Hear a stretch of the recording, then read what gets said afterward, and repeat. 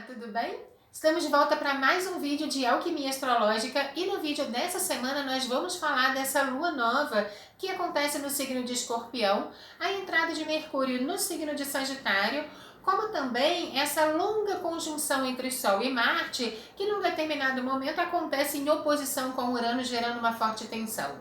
Se você quiser entender todas essas energias para melhor aplicá-las na sua vida, fica comigo aí até o final desse vídeo.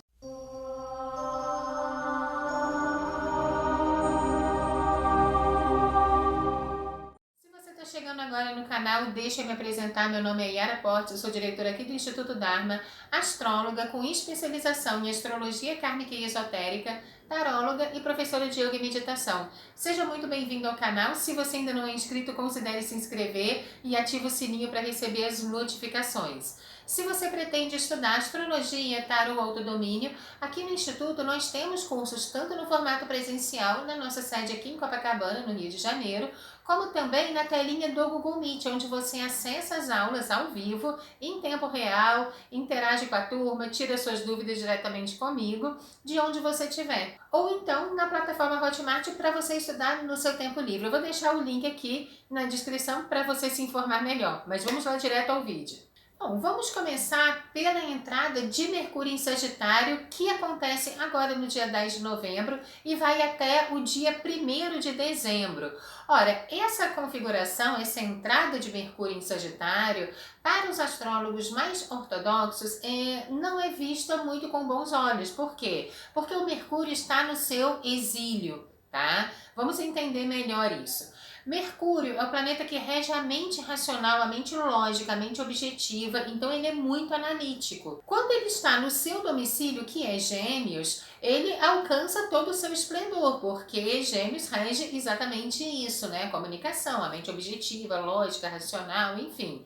Quando ele está em Sagitário, que é o signo oposto, né? Então nós temos Gêmeos no ponto, Sagitário no outro, formando uma oposição, ok? Então, enquanto Mercúrio está em Gêmeos, ok, ele está no seu reino. Quando ele está em Sagitário, ele está num campo oposto, de polaridade oposta. Sagitário é um signo que rege a expansão. Então, tudo é muito amplo, tudo é muito grandioso, principalmente no âmbito do conhecimento. Se Gêmeos rege o conhecimento objetivo, Sagitário rege o conhecimento abstrato, a filosofia, as religiões, a cultura de forma geral. Então é um campo de muita especulação e de muita abstração. O Mercúrio, ele se sente meio que uma agulha no palheiro, sabe? É muita coisa, uma energia muito grandiosa para ele, que é pequenininho. É mais ou menos isso que o Mercúrio se sente em Sagitário. Porém, para nós astrólogos esotéricos, nós entendemos que ninguém evolui na zona de conforto. Então, quando você vê um planeta exilado, é como se o universo forçasse uma expansão para você entender a polaridade oposta desse eixo, conseguir se harmonizar nos dois pontos para chegar no caminho do meio.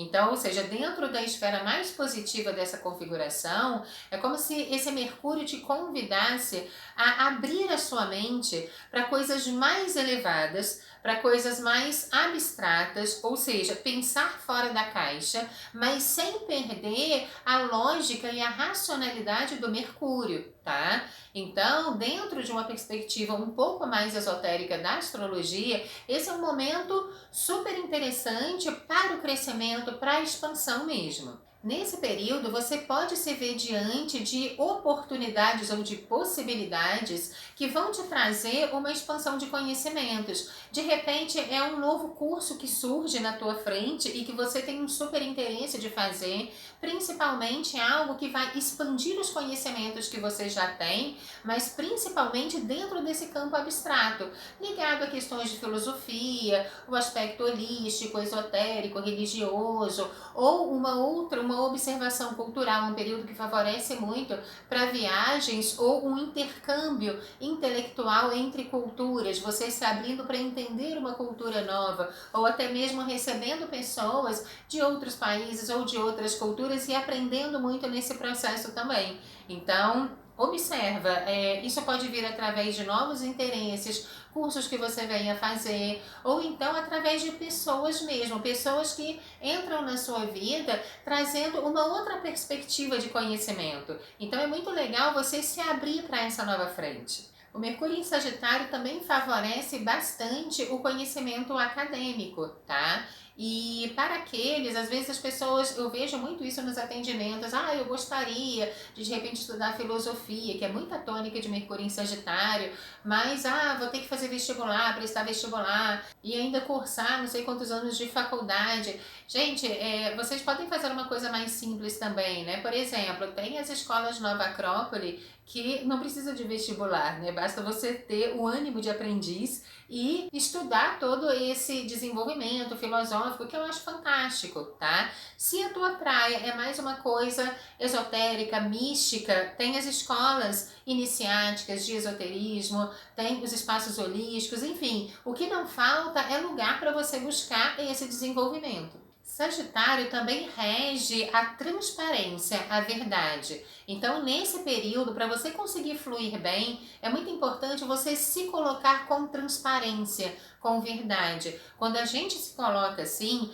passa segurança para o outro, ou seja, não tem nada escondido, passa uma certa confiabilidade. Então, nesse período, pede muita transparência nessa comunicação. É claro que tem que tomar um certo cuidado para não cair no sincericídio, tá? Porque o lado sombrio de Sagitário, o lado sombra de Sagitário, é exatamente esse, de sair cuspindo a verdade aí a 3x4, mas sem nenhum tato, sem nenhuma sensibilidade. Muito cuidado para essa ânsia de falar tudo o que quer, não expor pessoas. Então, observar se é o momento adequado, se você está numa situação adequada para isso e se você não vai expor aquela pessoa com quem você vai conversar. Então, chama em particular, fala o que você tiver que falar, mas muito cuidado com o excesso na comunicação, porque Sagitário, como é uma energia muito grandiosa, a pessoa pode perder o senso do que está falando e falar demais. Então, falar de uma forma coerente, transparente sim, porém sem nunca perder esse senso de equilíbrio, de diplomacia, de elegância na comunicação. Aliás, estamos com Vênus em Libra, né? Então, isso tudo ajuda a trazer um pouquinho mais de diplomacia aí para esse campo. Antes da gente ir para a Lua Nova, que acontece em Escorpião, se você está curtindo esse vídeo, deixa seu joinha, que para mim é muito importante para o canal, ajuda o nosso canal a crescer. E se esse vídeo está sendo útil para você, compartilha com outras pessoas, porque pode ser útil para outras pessoas também e você ajuda muito aqui no nosso trabalho. Ok? Mas vamos seguir. Agora, no dia 13 de novembro, nós temos o início de uma lunação, uma lua nova, que acontece no 20º grau do signo de Escorpião. E nós sabemos que a lua nova, como o próprio nome já diz, né, sempre traz um novo ciclo de experiências. Para algumas pessoas pode ser uma pequena experiência, um detalhezinho ali que surge, para outras pode ser uma proporção maior. Vai depender da sua necessidade de aprendizado durante esse período em cima dessa energia, ok? E o fato a lua nova é o sol e a lua que se unem, é como se fosse o pai e a mãe concebendo algo, né? Ou seja, gerando esse processo criativo.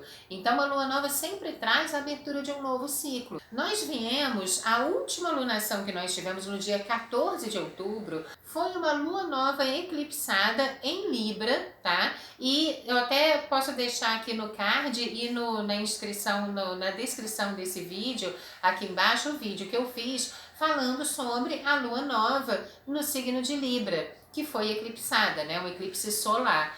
E ali eu falei sobre a mexida que daria isso daí dentro dos relacionamentos afetivos, como também parcerias e sociedades. Lembrando que a frequência de um eclipse se estende por mais 6 meses. Então não é porque aconteceu no dia 14 de outubro que a frequência já fechou não, tá? Então isso daí vai se estender ainda por uns 6 meses. E logo em seguida, nós tivemos a lua cheia que aconteceu dentro dessa mesma lunação, por volta do dia 20 e poucos aí de outubro, nós tivemos o eclipse lunar. que aconteceu no eixo Touro-Escorpião, trazendo muitas questões de desapego, fechamento de ciclo. Eu vou deixar o link desse vídeo na descrição desse aqui também para você, se você ainda não assistiu.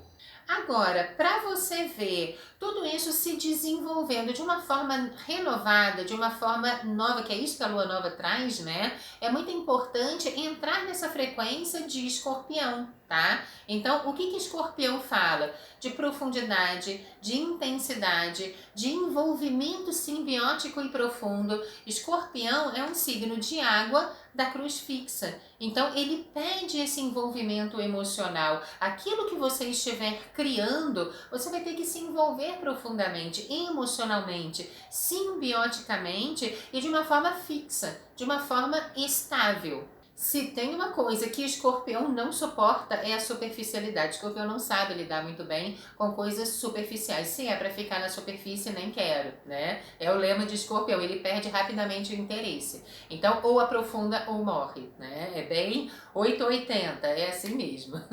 Mas, seja lá o que você estiver criando neste momento na sua vida, pode ser algo no trabalho, pode ser alguma coisa com relação à sua família, pode ser um relacionamento, seja lá o que você estiver criando ou se envolvendo, é muito importante que isso aconteça com intensidade. E na execução disso é fundamental a estratégia. A estratégia de Escorpião não é uma estratégia lógica, tá? É um signo de água, portanto absolutamente emocional. Então é muito importante você se voltar para dentro desse silêncio. O Escorpião ele valoriza muito o recolhimento, a introspecção e o silêncio. É um signo extremamente místico para sentir aquilo que ele quer e não entender. Olha bem a palavra que eu usei. Não é entender o que você quer, é sentir, é num campo mais profundo. Então cala a mente, silencia a mente, volta o seu olhar para dentro. O que você sente que é melhor para você,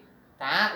Isso tem que vir através de um canal de sentimento. E a partir deste lugar, traçar uma estratégia, né? Traçar uma estratégia para alcançar esse objetivo. Essa estratégia, como Escorpião não é racional, vem da intuição. Tá? Então, por isso que é importante silenciar a mente, saber escutar a voz que vem da sua consciência para você direcionar tudo isso, ok? E aí sim, uma vez definido o propósito e sabendo que você está na direção certa, entra com tudo, cai profundamente nessa história, porque o Escorpião, além de toda essa intensidade, ele pode trazer para a sua vida uma situação, uma experiência de muito aprofundamento, uma experiência transformadora e muito alquímica também, que pode ressignificar muita coisa na tua vida.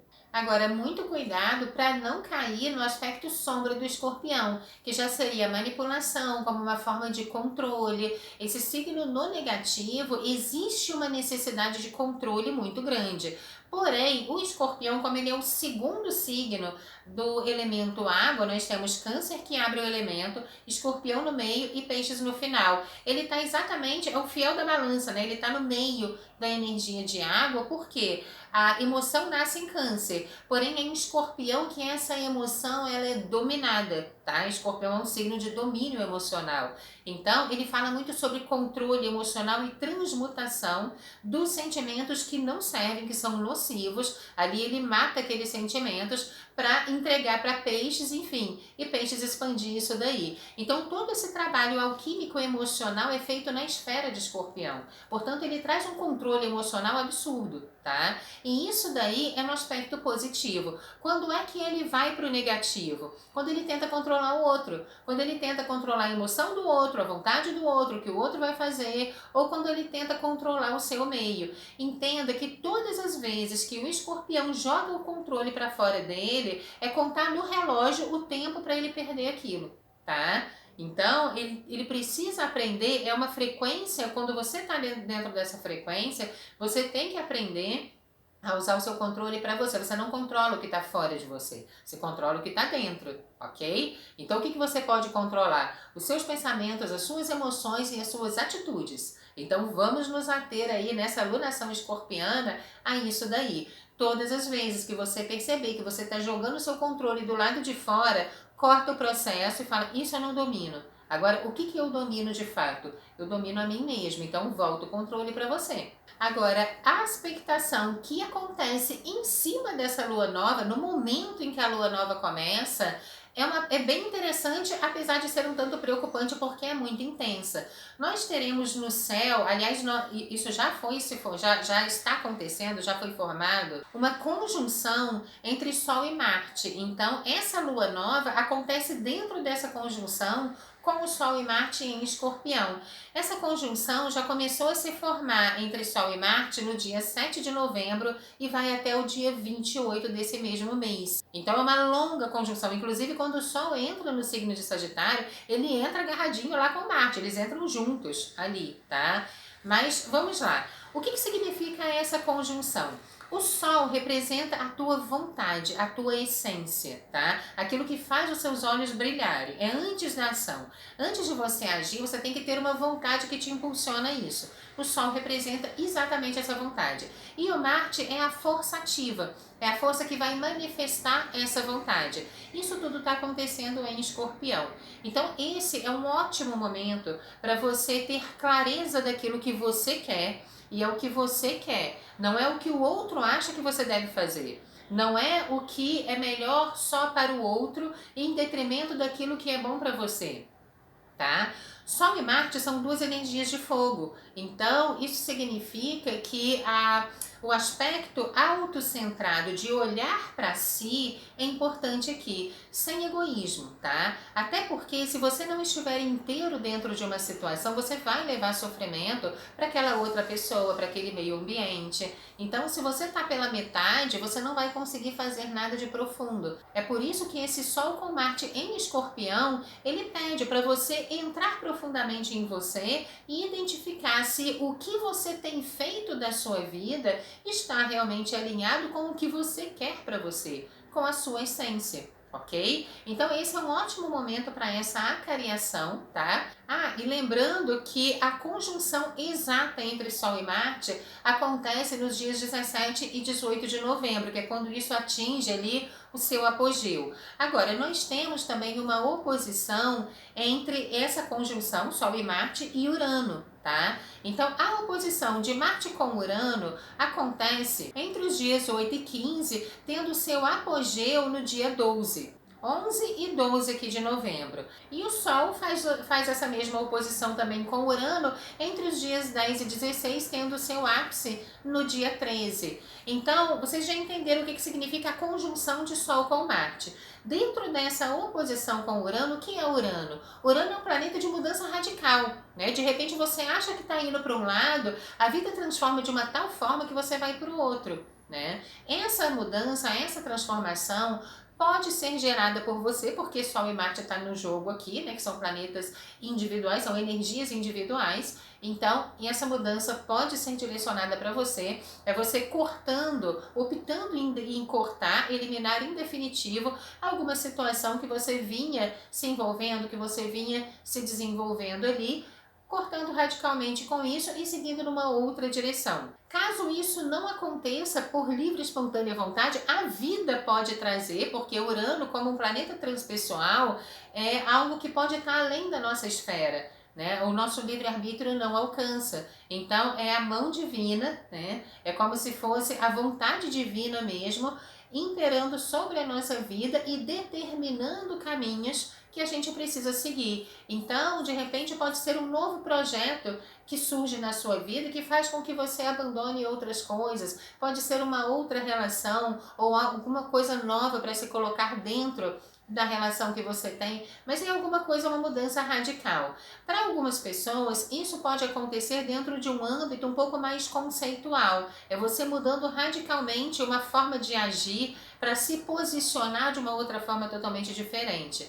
Para outras pessoas, pode ser um corte mesmo, tanto de situações como de pessoas, para seguir numa nova direção.